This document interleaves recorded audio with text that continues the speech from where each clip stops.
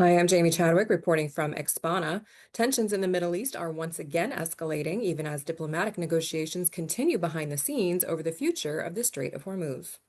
For a brief moment earlier this week, markets appeared optimistic, some reports suggesting negotiators were discussing a framework that could partially reopen the Strait of Hormuz within the next month. Oil prices fell sharply on this news in hopes that one of the world's most critical shipping lanes could return closer to normal operations.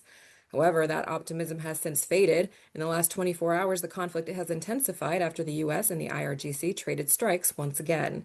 As a result, oil prices have surged, with traders reacting to fears that negotiations may be stalling and that shipping disruptions in the Gulf could worsen if fighting expands further.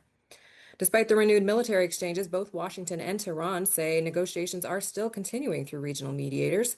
However, analysts warn that the latest strikes show just how fragile those talks remain. For now, the Strait of Hormuz remains partially restricted, military activity is increasing, and global markets are watching every development closely. Meanwhile, consumer confidence edged downward in the U.S. in May as the inflationary impacts of the war in the Middle East has intensified, and that's according to Dana Peterson, chief economist at the conference board. Peterson added that references to prices and oil and gas increased in frequency for a second consecutive month, while mentions of war, geopolitics, and conflict remained elevated, likely signaling consumers' underlying concerns about the inflationary impacts of the war on their wallets. The situation remains fluid. For continued updates on the situation in the Middle East and its impacts on the broader food and agriculture sector, subscribe to Expana. Visit expanamarkets.com to learn more.